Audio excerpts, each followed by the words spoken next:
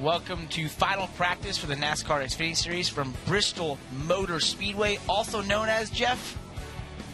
Yes. Trouble is what I call it. The world's fastest half mile. I call it trouble. Do you call it trouble? But world's fastest half mile. That works as well. So also known as a fishbowl to some drivers. So this place is tight. It's fast. It's even faster this weekend with the traction compound being put on the bottom groove, which has become the predominant groove that drivers want to be in. Had a little rainstorm before this, but it dried up quick. We've had a couple of those lately. Interesting to see. We saw in the first practice that when the track got really hot, it looked like it actually got looser. Like the track lost a lot of grip. Yeah. That PJ1 wasn't working as well. Be interesting to see after this rainstorm if it washed some of it off, if it cooled it down. Like I don't know what the effect of the rain is. I haven't seen a jet dryer on the racetrack. The track appeared to just dry by itself, and so that they didn't blow it off the racetrack. That's what's great about short tracks. They can just drive themselves when they're this high banked, right? And you got some legends there. Yeah. You know some of those guys? Yeah, I know a few of them.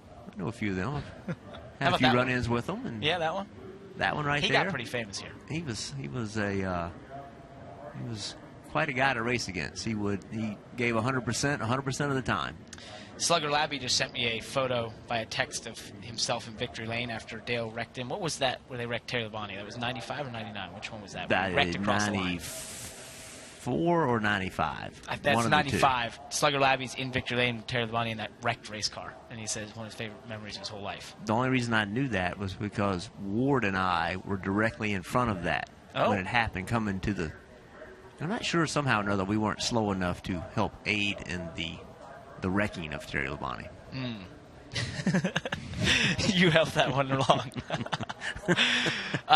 No cars on track yet. We'll wait their arrival here soon as we look over this great world's fastest half mile right there. You got the football field lines there. I ran down that at one point last year. That was fun. Did a fake touchdown. How fast? Did they time you? Fast. I had a pack on, so that's my excuse. I had like a 20-pound pack. Like a backpack? No, like the pack you use for the broadcasting. Or your microphone? Yeah, the microphone pack. So that was tough. These are things I try not to know about. I like my booth. He likes his air-conditioned booth. Quiet. It was hot too. It's loud down there. Well, Parker, so you ran the truck race last night, and very effectively, I might add. You and Kyle Busch, in my opinion, put on the best shows last night. You both found the top of the racetrack when many people couldn't. So I'm curious, when do you decide to get out of the PJ1? When do these drivers decide that, you know what, I want to go run a different line? I want to go try the outside. We didn't see that today. So how do you make that decision? Well, as we see, Blake Cook's one of the first cars on track. It will not be now, Jeff, because that PJ... Oh, wow, he got way out of the groove there. That can happen in that PJ1. You see it's taken a ton of rubber. It's got those shiny spots to it. And actually, you know, one thing that's interesting is seeing him do that is that this PJ1 stuff is a little bit sketchy after a rainstorm. It's known to be that way. Even if they don't dry it in any way, it can be slippery. We have a guest. We have a guest in the studio. What are we in? We have the host of Big Words with Nate. Big Words. Our own thesaurus is in the house. Nate Ryan. Oh, we see Tommy Joe Martin in the 78 there. Before we put you on air, Nate, give us a word to ponder. Yes. Something to describe this racetrack. Ooh. Undulating. Undulating. No, because it doesn't have a lot of up and down. Yeah, it's not very rough. Well, it's rough, but it's not. It's undulating would indicate big bumps. This is like choppy. Yeah. The old one had those big transitions into the corners. That was undulating. He'll get back to us on that. Oh, man. Brendan Poole in the 48 ventures out. Seems like they're all going pretty slow right here, so something's up. I think they've got to be struggling with that PJ1 surface. Well, Dave Burns has given us a little bit of information that Blake Cook was having some brake issues, and he was told that they had that problem fixed and that it was something with the PJ1 that he was feeling, but I have a feeling after that first run into turn 3 with the car sideways, he's not believing that problem's been fixed. Yeah, I don't know if that was entirely fixed, as we see Brandon Jones in the 33. Now, he seems to be more up to speed, but also really loose out of turn 4 there. Wow. I'm starting to think that this, there's so many unknowns to all of us about this PJ1 track bike, traction compound, whatever you want to call it. It's just, I was speaking to Kyle Busch before the truck race, and you asked about when do you know to move around. And I said, hey, man, do you think it's going to, wear away? And he said, yeah. And then I talked to someone else, and they say, no, it will never wear away. And it's just so many different opinions and so much uncertainty. We just don't know. It's in its infancy, and it's proven to be effective in providing more grip to the areas of the racetrack where you want more grip. Remember, the reason that they applied PJ1 is that the groove at Bristol had become the very, very top of the racetrack. You couldn't pass, which, by the way, when the groove's on the bottom of the racetrack, it's very hard to pass, but at least you can move somebody out of the way. When they're in front of you on the top, you move them out of the way, they hit the wall, and they take you with them. And so, the bottom of the racetrack has been the historic old Bristol, fun to watch, cars wrecking, all those kind of things. And in an effort to make the bottom and the top more equal, that's why the PJ1's been applied. Yeah, and in the truck series, I'd say, it was tough, but as we look here at this practice, really slow lap times right now. And we actually got some info from Dave Burns, who's down the pits, talking about the 11 car of Blake Cook, and he said the track is really bad right now. So they're hoping to let some cars clean it off for them. So definitely struggling for... Right, that has to be the rain. That has to be the rain, yeah. The rain has done something and, messed with that surface in some way, and now they're struggling for grip, and they're going to wait to get some heat in it, get some cars out there, clean it off, and then they'll start to go during fast lap times. Because right now, the fastest lap time is Brandon Jones at a 16.0 after 9 laps, and that's just, they were down to 15.3 range before. And Dave's also given us a report about how hot it is down there. That it's very uncomfortable, humid, and hot. It is very hot.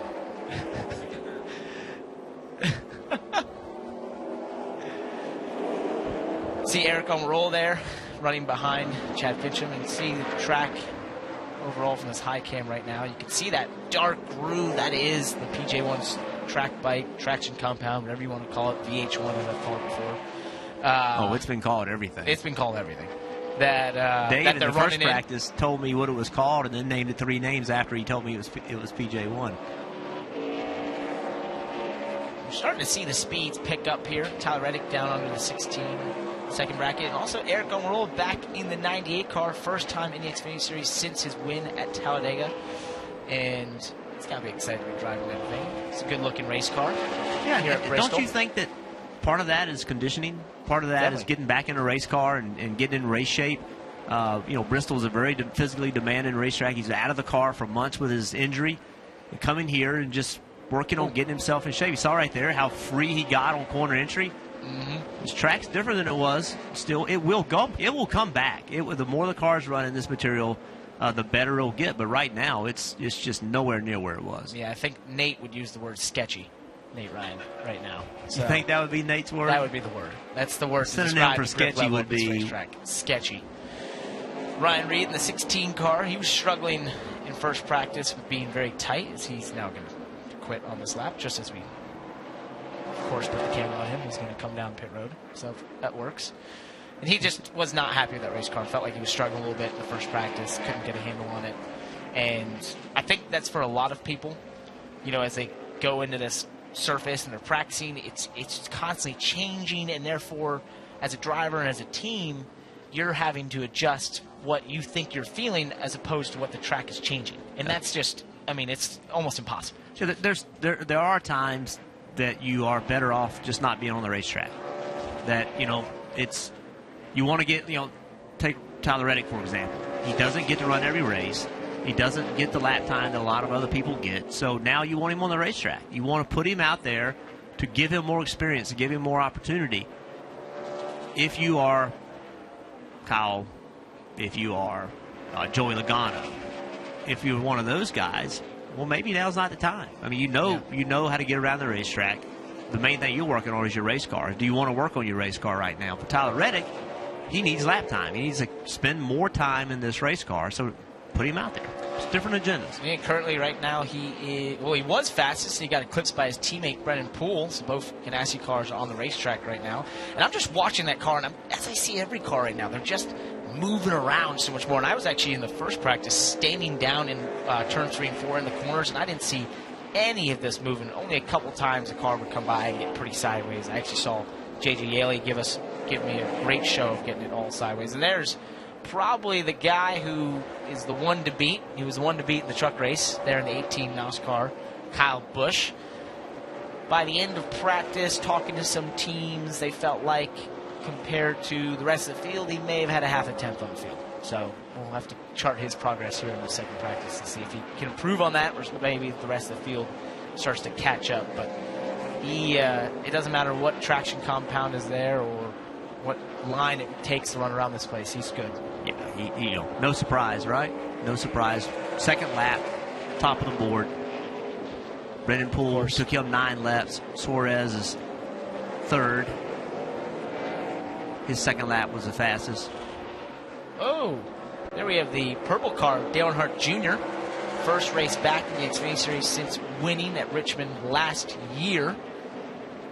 He actually was, I believe, about 11th in the first practice. Was fairly happy with that race car. Didn't seem like he was one of the fastest, but he's actually been moving up the timing charts here. He went out early in this practice, did not like the car. Dave Burns was telling us that he didn't want to take away front grip, but he needed rear grip. He needed to tighten it up. So we'll see where his progress over this practice. But you can see right here, now, this sixth place. This is the problem with Bristol. See how much faster the 88 is in the middle of the corner than the 2? But how do you turn that into a pass? How do you make speed right there? Yep. And then make the pass on corner exit. And that's why Bristol is so difficult. And that's why when the bottom groove is the preferred lane, you see people running into each other. Mm-hmm. Because you beat a guy, you're faster than him, but you just can't pass him. So if you're the 2 car, you're Austin Dillon, and you want to hold that 88 car up, you just slow the middle of the corner down. Exactly. And you slow it down, and you get the car to turn, and you keep him behind you that way. So Dale Earnhardt Jr.'s recourse is to give you a pop. When you slow down enough in the middle of the corner, I'll fix you. And that's when we end up the cars running into each other. Looks like Dale Earnhardt Jr. is going to go to the pits there. Now we see the 7 of Justin Allgaier, who was fastest in the first practice, looked great, was very happy with the race car. Kind of listened to him and Jason Burdett talk about it after practice, and they were one of the teams that felt like they just needed a little bit to get to the 18 car. And I think he's probably, if I'm not looking at the 18 car, he's the next best. So watch this car, though. Yeah. Look how sketchy this car looks. The back of the car moves around constantly. I know in the first practice, I knew he was fast, but I questioned, can you race like this? And every third corner or so, the back of the car jumps around and really moves around. And we talked about how, look at the left rear tire compared to the left front tire, how far away from the bottom of the racetrack the left rear tire is. Look at that.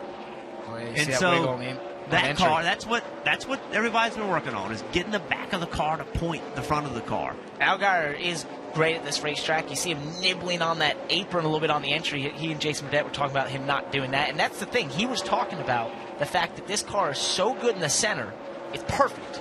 But a lot of times, as you know, Jeff, sometimes you have a car that's perfect in the center, it's probably too loose to race. Yeah, that's right. Because then you're going to be on that right rear. You see him sparking a little bit off the corner. You're going to be on that right rear. When you're alone, that's fine. But once you start to get in traffic, once you have to start racing guys, you maybe get bumped, that's too loose. And what about when the PJ1 gets worn out and you got to run to the top? Can you run a car that loose on the top of the racetrack? That'd be difficult to do. It just looks like it is very on edge to me. Speed's there, but it looks edgy. Now we have the 1 car, Elliott Sadler. There you see the playoff standings on the left. We've got the wins of William Byron leading right now. Justin Allgaier with a win. Ryan Reed with a win. And then highest in points without a win, Elliott Sadler in that 1 car. Not sure this is a weekend maybe that he feels like he could get that win. What do you think? I don't know. I feel like that 1 car, when I watch it, week in and week out, it's not the fastest in practice, doesn't qualify the best, but to get in the race, and even if he's outside the top 10, and I think a lot of the series believes this, he finds a way to be up front. Oh, he's great at managing whatever situation he has. Give him a car fast enough to win, he can win with it. You give him a car that's an 8th place car, he finds a way to finish 5th with it. From the security of his place in the points to the insecurity of 5 car Michael Annett, his teammate, who's on the bubble, 34 points to the good over Ryan Sieg. Mid-Ohio was I don't know the best way to put this, a very unfun day for him in that 5 car. I'd say there's a long list of people that can say. I need a word from Nate. It was a non-fun day. Non-fun day. inauspicious. There you go. Nate Ryan gave me an inauspicious day for Michael in that 5 car. So looking forward to being back on an oval here, because I don't think road course racing was his favorite. You have to wonder, though, the experience level to feel good about coming to Bristol. Yeah. I mean, if you think about what this series is doing for a month, they do 3 road courses and Bristol. Yeah. I mean, that's enough potential carnage to drive the price of metal up. I mean, it is. It really is. I mean, you see so many multi-car wrecks on the road courses. You see so many multi-car wrecks at Bristol. I mean, it truly this can make or break a year. In 1 month stretch can completely change how teams are prepared for the rest of the year. On top of that, the teams have the new flange fit bodies that are coming soon. They have some races to run with the flange fit bodies toward the end of the year. This is a very, very tough stretch for these Xfinity teams. No doubt. And you think about the fact that they don't have a lot of road course cars normally. A lot of these teams build one main road course car, and then a short track car will be their backup. That's right. Well, guess where they are now? A short track. So 4 races where you basically got to use the same 2 cars. And guess what? A lot of them tore them up last week. So the backup is now the short track is now the primary for the road course coming up. Exactly. And right now the backup for the road course is probably the primary. So it's a tough situation. Brendan Poole right now very fast, up in 3rd. That 48 car just jumped up there. He seems to be definitely finding the groove in that 48 car right now. Looks good, looks solid. Running a little higher than we saw the 7 car run. The 7 car is right on that apron, but the 48 just seems to be a little bit higher. It gets a little loose on the entry there, but just a tick higher. And we saw that in practice in trucks. You could get away with being a half a groove higher in that PJ1 track bite as long as you stayed in it. Once you start to venture a tire outside of it, that's when you got in trouble. Yeah, Dave and I in the first practice, you could clearly see people that would get the right sides out of the PJ1, how much slower they were. It was very clear. One thing, big picture, that I think deserves conversation about this PJ1 is what happens if it rains before qualifying. and I mean, think about this, right? I mean, this is a learning process with this material. And see Dale Jr. right there, how free he got when he got outside of it. What happens if it rains right before Q and you go out and you have 20 minutes and everybody's got to go? You can't, you can wait as long as you want to wait, but at some point you got to go on the racetrack. That will when the day that happens, and it will happen, that will be an interesting qualifying session because we've seen that grip. Yeah, we've seen how with it just raining on it, it was horrible taking off starting. But you go to qualify, it's not like you can't go.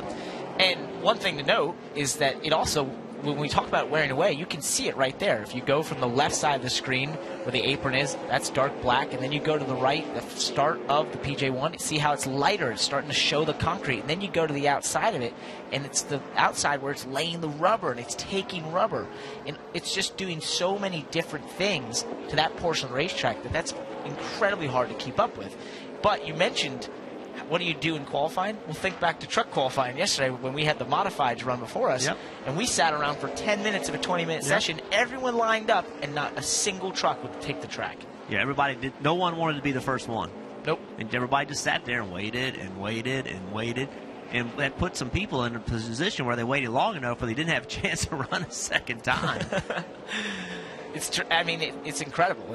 It's one of those waiting games, and it's one of those things where you can't be the first because it's just not going to have the grip, But you want to get the best qualifying lap. So that's definitely an interesting position some of these teams could be put in here at the world's fastest half mile. Once again, this is final practice for the NASCAR Xfinity Series from Bristol Motor Speedway. Jeff Burton joining me here in the booth. Also accompanying Nate Ryan as well for our Nate, would you like to join us for an episode of Big Words with Nate? Yeah, we'll get you in here. Hold on. We're going to bring Nate Ryan in. Big words. What's the word? Concave. I've never used that to describe Bristol. No, I don't know. Maybe Joe Logano would describe his race car as concave. I'm going to relinquish my microphone so that we can have Big Words with Nate episode for the next few minutes, and then I'll come back. Deal. Joe Logano brings it back to the pits, currently second place right now in standings, and I believe he was fair. Also announced, what was it, a week ago, that he's going to the 5 car. Do you know what tomorrow signifies for William Byron? I do not. 1 year since he signed with Hendrick Motorsports. Wow. And was it a week ago that we announced that he was, that was not right. me, that it was announced that he was going to the 5 car, so quite a few things have happened to this young man, yeah. This 19-year-old, over the last year. Okay, big words with Nate. How would you describe his situation right now? His position in the racing world in one word. Wow, that's a tough one, Parker. Yeah, I think there's no 12-letter, 15, 20-letter word that's going to do justice here, right? Just you didn't hear supercalifragilisticexpialidocious? No, I didn't hear. I like that one, though. That would be a good one. That one's good, too. Elliott Sadler, currently 6th or 8th on the board, sorry. Seems to be getting better right now. You know, the point you made earlier, he's actually the leader in Xfinity short track points this season. Elliott Sadler's. Elliott Sadler's. Wow. Despite the fact that his teammate, Justin Allgaier, has led the most laps on short tracks this year in Xfinity Series. He, of course, has had problems in a lot of places. But you're right. It seems like Sadler just grinds it out every race and is always there at the end. He's consistent. It's incredible. He is the model for young drivers to understand that to finish first you must finish. Because when I watch him, it's not every once in a while. It's every time that car isn't fast enough. By the end of the race, it's like, whoa, what the heck? He's fighting for the lead. Right. I think back to Kentucky at the playoff race last year where he won it and he had damage on it, and it came down to some final restarts, and suddenly he was leading the race. And it was like, where did he come from? And it just happens so often. But, I guess that's experience. That's being the elder statesman of the series, to find yourself, in those positions where even if your car isn't perfect, he outmaneuvers and outdrives some others, outthinks them. I think it gets forgotten, Parker, that when he was in a legitimate cup ride, a contending cup ride, his first couple years at Robert Yates Racing, he actually was among the more consistent drivers. I mean, he made the Chase, now the playoffs in 2004. He almost made it in 2005. He's been quite the consistent driver throughout his career. He just hasn't really gotten, I think, as much credit for it as perhaps he deserves, because he hasn't had that championship. For sure. It's the 21 of Daniel Hemrick on track right here. He got his best finish in the NASCAR Xfinity Series of 2nd place last week at Mid-Ohio. Probably didn't have anything for Sam Hornish Jr. in the 22, but I would say he was surprised to be so good on the road course and to finish as well as he did at Mid-Ohio. Daniel Hemrick proving to be a very formidable competitor in the NASCAR Xfinity Series. I knew he had the speed watching him in trucks, but I wasn't 100% certain that this was going to, be the season that he'd hoped for, and now I've been proven completely wrong with the season he's had in this 21 car. He's done very well and formidable. Burton just said you got I get a point for that? For that one. So we're going to keep tally of our big words. I get a star. Got it. A star, just like in elementary school. Right there, he's run a little bit out of the groove. And now he, of course, once we put the focus on him, we're going to pit lane. We have an amazing talent of finding cars and then suddenly they go to pit lane. And just know when we're on them. Case in point. Ty Dillon, yes. The number 3 car. Well, of course he wants to go to pit lane. That's where cars want to go when they get on camera. They don't want to give away their secrets to the rest of the teams. That's what it is. I see that car, and I'm having a flashback to about an hour ago. Dale Earnhardt Jr. was in the Bristol Motor Speedway Media Center between practices, and he got presented with a Sam Bass print of, I believe it's the program for this race. He got the original print, and it's his car at Bristol, but above it, like in the night sky, kind of framed in a really cool way, is the black number 3. Just, of course, looks just like that. That's funny you say that, because I was listening to the Dale Jr. Download podcast, and he had mentioned today that today was an Xfinity practice, because he gives you a schedule, which I always find fun, right? Like, follow along with Dale Jr., here's his schedule. Because nothing is too mundane in the life of Dale Jr. Nothing is too mundane. I want to know his schedule. When does he find lunch? Where's their lunch? And he described today being a hectic day because he had an Xfinity practice, then a media availability, and then he was going to have another Xfinity practice. So, anything else interesting in that There was. The track, as its farewell gift to Dale Jr., is establishing an automotive scholarship for high school students in the county here. Being that they got the idea from the first line of Dale Jr.'s Twitter bio is retired dealership mechanic. So they wanted to honor him That's that awesome. way, which is kind of cool. I love it. I love it. Jeremy Clements in the 51 car there on track, currently 27th on the board right now. Kind of an opportunity race for him and that small team, because they look at these short tracks like this as being a place that they can kind of compete. Horsepower is as important. Aerodynamics are not as important. If you can get a good handling car and have cautions fall your way, this is a team that can go up there and contend for a top 10 maybe on a great day. And that's a big deal for them. It seems like he often runs in the top 20 on the short tracks where aero horsepower isn't quite as much of a determinant in who runs up front. So I think you're right. And also a South Carolina-based team that isn't far from here as well. So a little bit of, I don't know if home state pride is the right term, obviously, because we're in Tennessee, but I would think that this track means a little bit more to that team. And we were not wrong in our observations, because he finished 6th here last August. Right. So we were spot on. All of the amounts of research I sifted through for this. That's what it was. It was the research before this app show. The 11 car, Blake Cook, was struggling at the beginning of this practice, had some brake issues, went out there, went way up the racetrack, out of the groove. The track had no grip, and now he finds himself back on the track, and he, in the 11 car, is in 11th place right now. So he seems to be happier with that race car right now. Going in the right direction. He was very fast in the first practice. And it's always fun to listen to his radio, because his crew chief, Chris Rice, is hilarious.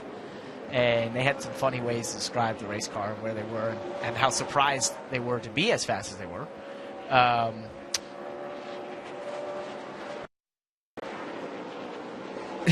And then on the left side of your screen, you see the 18 of Kyle Busch, who is most definitely the car to beat. He was the car to beat. Oh, he gets very loose there into turn 3. So he'll, of course, once we focus on him, go to pit lane, because we're great at that. But he will definitely be one of the cars to beat, and is currently leading this practice, of course, with almost half a tenth over the 22 car of Joe Nagano. And that was this thought process amongst much of the field. As we're going to bring Jeff Burton back in here. Goodbye, big words of Nate. Well, I'm curious. I just want to say that was the car that much of the field thought had a half tenth on the field, and of course he has a half tenth right now. Well, I'm curious, Parker. Yes. As a young driver looking for your big shot, racing in Truck Series still, I'm curious what you think of NASCAR's ruling that next year, limiting even more the Cup drivers in Xfinity and trucks. I'm curious what your take is on that. To be honest, of course, it's never affected me. Anyway, I can't think of a way. We talked about this on our podcast, Carolyn Mano and I, Monday Morning Donuts, a little plug there, #humble brag. And that's big words. That was a lot, wasn't it? Parker. Sorry, I'll slow down.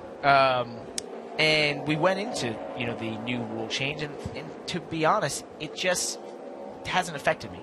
I don't feel like there's suddenly going to be more opportunity. I don't think there's going to be a sudden change in how owners think about putting young drivers in a car, just because there's less races for a Cup driver. I think, and Dale Jarrett has brought this up many a time, and I think a lot of race or drivers have brought this up, and that is, if you want Cup drivers to be more equal, make them drive Xfinity cars, not for Cup teams. And if, in essence, maybe the thought process is not to limit the Cup drivers, but limit the Cup teams that can be a part of the Xfinity Series. So the question I have is, how do you police such a thing? I don't know. That's the $1 million That's the complexity question. of it. Yeah. Is that in today's environment with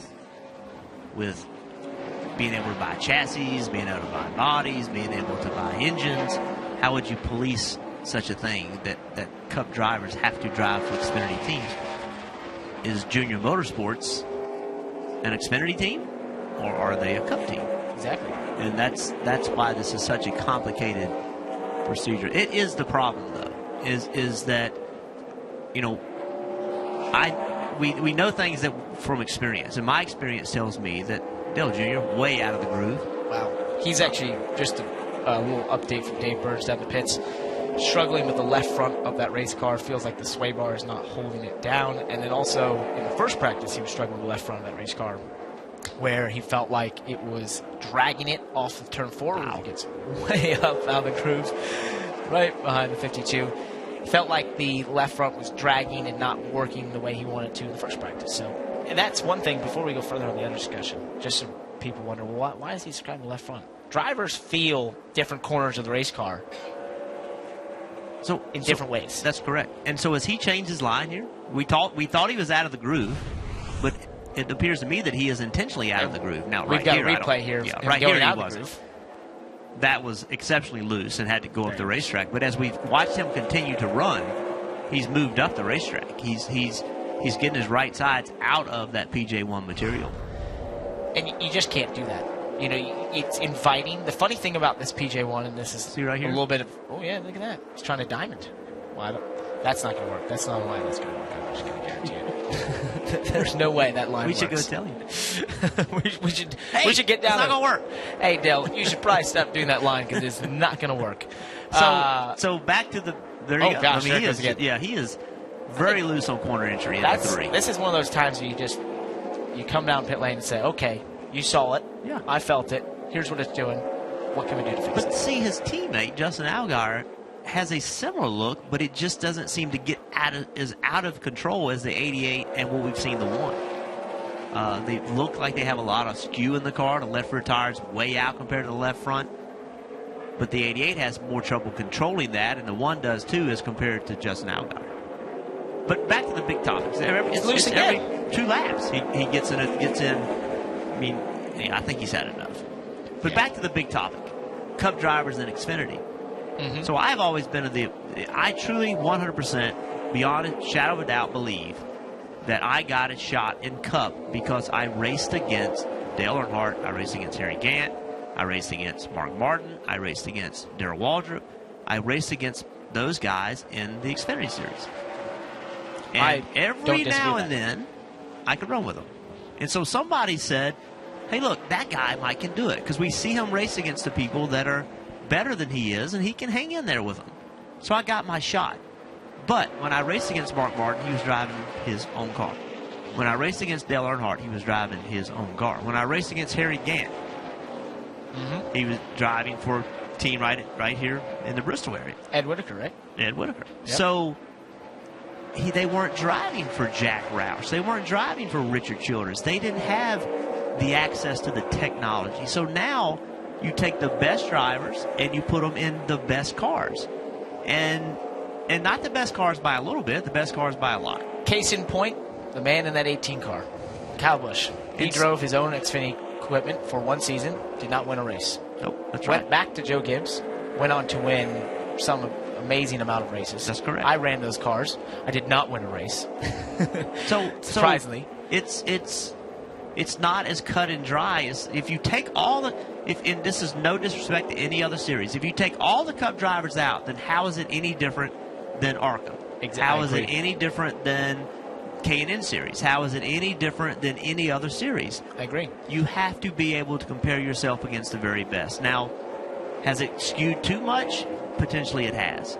Yep. Well, I think undoubtedly it has. But you still need to have them in the series so that these young drivers can compare themselves. William Byron would not be getting a shot if he did not race in the Truck Series against Kyle Busch, against Brad Keselowski, did not race in the Xfinity Series against those guys. He wouldn't be getting that shot this early. He's getting the shot because he proved he could beat them. As we follow the 48 car there of Brendan Poole around the racetrack, remember tomorrow a full slate of racing here from Bristol Motor Speedway, starting at 10 a.m. on the app. The Monster Energy Cup Series first practice. They'll have their final practice at 12:30. Then we get into qualifying for the Xfinity Series, then followed by Cup Series qualifying, which will be exciting as we just talked about. And then, of course, at the end of the night, 7:30, Xfinity Series racing here for the world's fastest half mile. That is sure to be exciting and multi-grooved. Like this guy in the 62 who's been trying to make the top groove come in this practice himself. We got some info from Dave Burns, who said he was pretty happy running outside the main groove on the bottom because the lap times he was doing because no one else was running up there. Surprise, surprise. Brendan Gaughan trying to work it in himself. So if no one else is running there, how do you know if you're good or not? I was wondering the same thing. I was curious. Hey, man, those lap times are only 6/10 off the bottom. Great job. We think that'll be great. I'm not sure how that works out. I don't know either. I'm not sure how you really calculate that and what the delta is between a good track and a bad track. I mean, right and how now, fast Brendan Gaughan is 16th. He just ran a 16:13. I believe that's correct. And William Byron ran a 16 flat. So that's solid laps. We are seeing a fair amount of fall off here in the Xfinity car. Speaking of which, that 9 car of William Byron, that's one thing I think some of these teams were caught off guard with. Maybe it's this low downforce package mixed with the PJ1, but there's definitely some fall off in these tires right now because they can start a run at a 15.4 or 15.3 in the first practice and fall all the way to what Kyle Busch last lap was a 16.3. So it's a second off. So Byron went a 15.70 and a 15.90 the last 2 laps. And we talked about Brendan Gaughan running outside of that, and he was running, 4/10 slower than that. So, which is an eternity in a short track. An eternity. To emphasize that point, yesterday in the Truck Series qualifying, I believe in the second round, it was something like 4th place to 14th was not even half a tenth. My son was 13th. He was 12th at a time, and he asked me, how much do we need to pick up? And I said, you need to pick up 1/2 of a tenth. He said, go find that. Do what? I said, it's not. Don't go find 2/10. Go find less than a tenth of a second is what you need to be 4th. And that is what is so tough about this place as we watch Michael Annett in the 5 car go around here is that at most places you race, you go out there to find a tenth, and it means getting the throttle harder a little bit earlier. But here, the difference between being first or being 10th is so minute, so small, that it's fractions of getting into the throttle earlier, which is just so hard to calculate as a driver. We're going to bring Nate Ryan back in here in the musical chairs that is the final practice for the Xfinity Series at the world's fastest half mile. What have you observed? You and Jeff were just snickering about something. No, it was just that crucial handoff that we made. Crucial handoff. Required a lot of facilitation, teamwork. Well, one guy that's hoping for some teamwork is the 88 car of Dale Earnhardt Jr. Of course, we'll be going into pit lane right as we come to him, but he actually just remarked a little bit earlier from our man in the pits, Dave Burns, that he was hoping to go closer to what his teammates were running in terms of the front sway bar setup. So we'll see if that's been improved. Currently, right now, 17th for Dale Earnhardt Jr. on the board. Not the practice he was probably looking for. See Austin Dillon in the 2 car. There, go around the 1 of Elliott Sadler. Smart move by the veteran, as we were talking about earlier. He just seems to do the right thing. Moves out of the way, lets the 2 go by, and now he can go run his laps and maybe compare himself to the 2, which will be fun. So I'm looking at the speed chart here, Parker, and the highest-ranked full-time Xfinity driver is in 3rd, and that's Brennan Poole, which to me feels like a good news, bad news thing because I think it's great that he's the fastest Xfinity driver, but is this the track that he wants to be at after the race he had in Mid-Ohio? That's true. I would think he might be the most marked of men at this track, right? He might not have many friends, including the man we're watching right now, the 1 car, Elliott Sadler, who he booted out of the way, spun out for the lead at the end of, I believe it was the first stage? Or was it the second stage? First stage. And from that point onwards, the 1 car did not have much love for the 48, and then he just proceeded to run into maybe a couple other cars as well. So this might be an interesting weekend. He's going so fast because he's hoping he can just get away from them at some point in the race. just drive away and not find anyone else. But I fear he's presenting himself as more of a bullseye. They're going to see him at the top of the board and think, oh yeah, now I remember what happened last week. There he is, that guy. I need to get that guy. It's funny you say that. His nickname is the Bull. I was right? going to bring that up. Yeah, the so Bull. he was like a bull in a china shop last week, and this week he might be the china, and the rest of the field be the bull. Should be fun. Blake Cook in the 11 car here. We'll, of course, go to pit lane. We are incredible at that. Timing is uncanny. It's impeccable. I would think that this app is playing on every pit box. Don't even talk about Joey. He's definitely going to be going to the pits any second as we watch him here. Looking to use that apron. Wow, that was interesting. Currently 2nd on the board. Seems to be matching the times of Kyle Busch as they get later here in the tire run. That's one thing to note. We talked about the fall off they have. A little bit of fall off here, and he's at 27 laps, going to be completing his 28th lap. Kyle Busch is at 29 laps so far on these tires, and he actually just ran a 15.8. That's a fast lap time. This 22 car is looking solid right now, and I think that would be great for that 22 team coming off their win at Mid-Ohio to have a strong run here, but maybe more so for that driver inside the seat there who really could use some positive momentum. Whatever happens for his Friday, Cup side. he really needs for Saturday. Is the story there. And I thought Kyle Petty knows Joey Logano pretty well. I thought it was telling what he said on NASCAR America Tuesday, which is essentially that you could see the strain for the first time after Michigan. Like, what is going on here? Sorry to cut you off. No. We're all, Jeff Byrne in the back there just gave out an audible yell how loose this 42 car is right now. Wow, that was a major slide for Tyler Reddick. Good holding on to it. Not sure I would continue running these laps as much as he is. Now, sometimes, Nate, not sure you would know this because you haven't driven many race cars. But when you have that happen, and you might see it and be like, wow, he should just head to the pits. I think we're going to be able to take another look at it here. One thing to note is sometimes you know what made that happen. So as we watch him go down here into turn 1, gets a huge slide. There's a lot of opposite lock right through the center, gathers it back up. So a couple reasons that can happen. One, you just came out of the pits. You've got some stuff on your tires. You see him do it again. 2, you tried to throw it in there and just be like, you know what, let's see if it sticks. And 3, just sometimes you find where we're trying to arc a little bit more. Just try something a little bit different, and you go, okay, I know what I did wrong. Let me run a couple more laps to make sure that it's what I did wrong and it's not the car. And that's why he continues to run laps, finds himself a little bit out of the groove. But as I watch him, I still think that car's pretty loose. So, now he's going to go to the high line.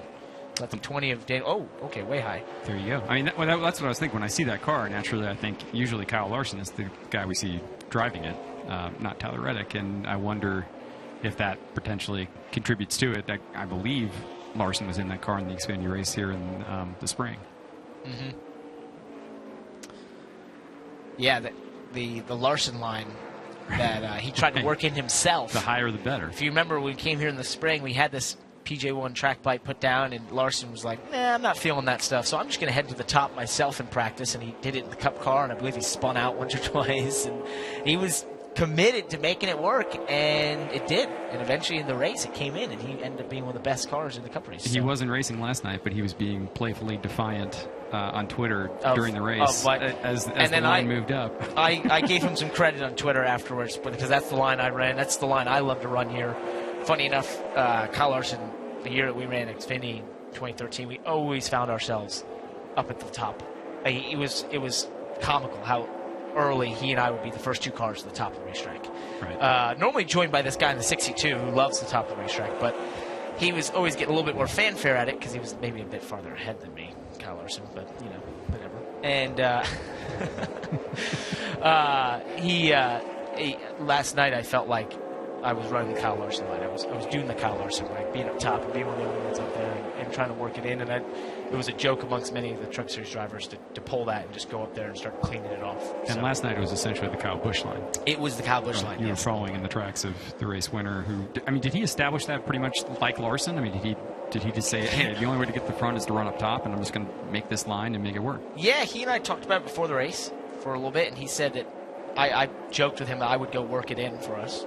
And then he made the remark, cool, I'll see you twice because I'll lap you about 2 or 3 times. And I look forward to that, thanks. And then he was actually one of the first to get up there.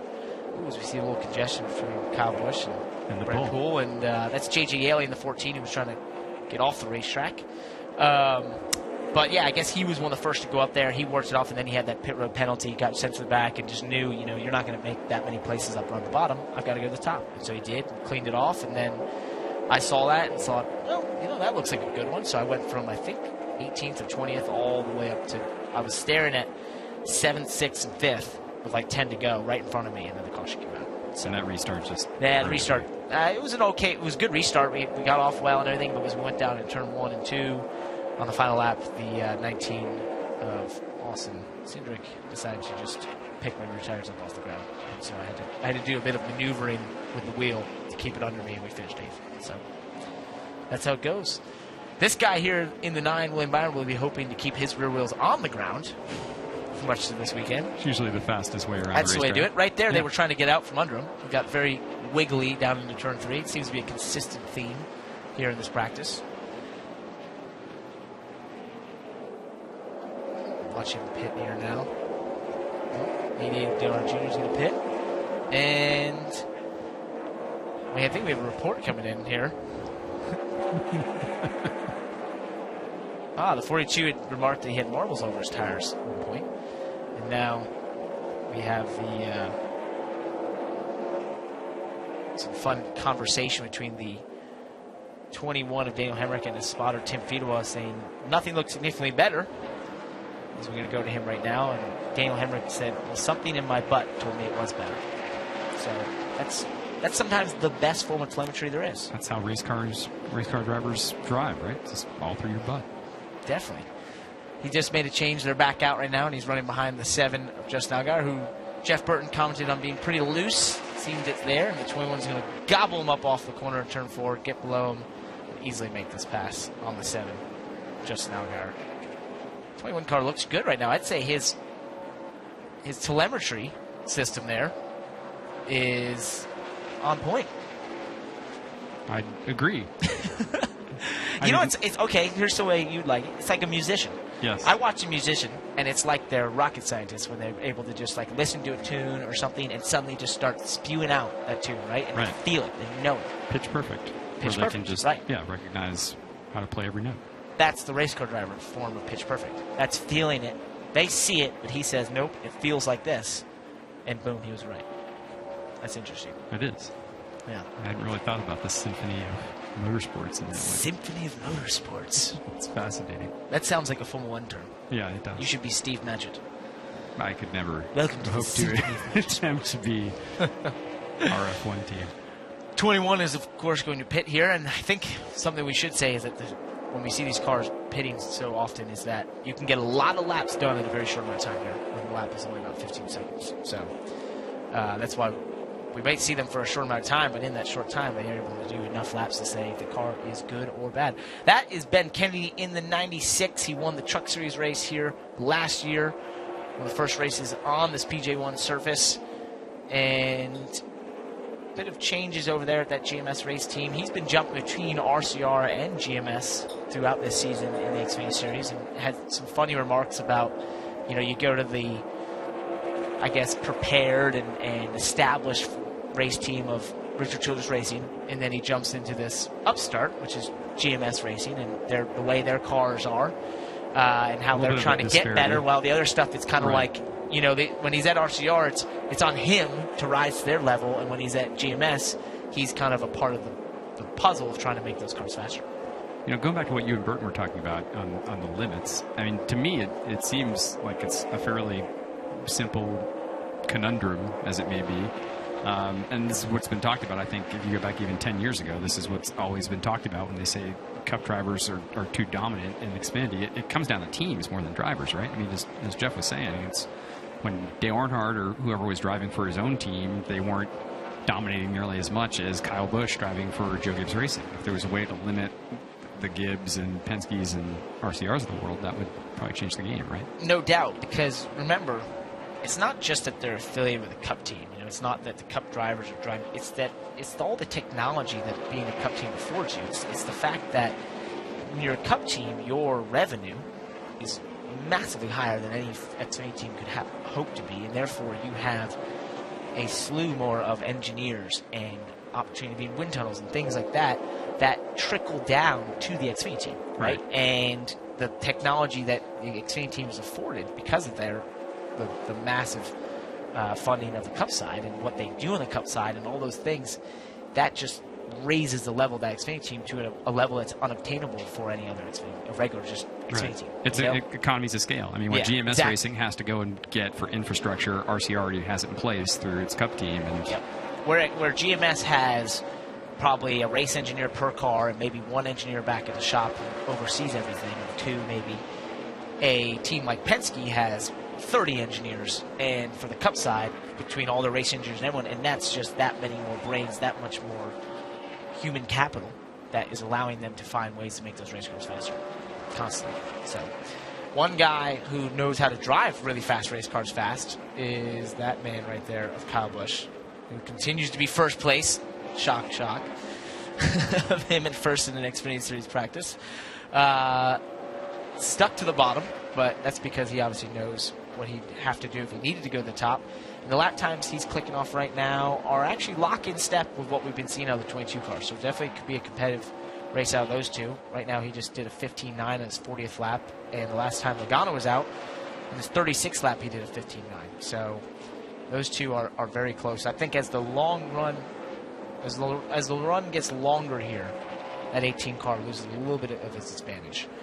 Meanwhile, his teammate, Matt Tifft, in the 19, is currently 9th, and his last lap time is a 16.4, so about 4 to 5 tenths off his teammate of the 18 car right now.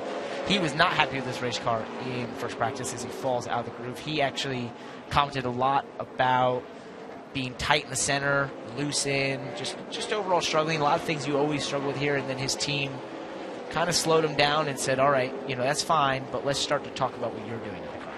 And I think that's a tough place to be, because Matt Tifft is a young up-and-coming driver. He wants, he's in a great opportunity being at Joe Gibbs Racing, but he then, therefore, gets put up against someone like Kyle Busch using the same equipment. So then the expectation is different. So it's not, can Matt Tifft just go out there and learn to drive, that sort of thing. He can't comment on the car too much, because they're going to say, well, that guy over there is P1. He's kind of like in why this don't you do what he's doing? Situation where he's never going to outperform his teammate, and is going to be limited in the type of feedback that he can give that's really going to help, right? I mean, it's always going to be kind of contingent on his teammate. I guess that would be one example of where having a Cup guy you're competing against is not necessarily a good thing if he's your teammate and the person you're being benchmarked against, right? It'd be one thing if he went up there and started beating him, but it's another thing when he's trying to learn and relatively is very inexperienced compared to Kyle, right? And therefore is being put in a position where there's an added pressure within a race team, because that the cars are capable of that, but you can't seem to figure out how to do it, and that's a tough place to be. And it's no fault of his. In a lot of ways, there's drivers that that are ready for this level opportunity to go up there and compete with Kyle, or they're going to learn, and they're going to try and use what they can from him and learn from him.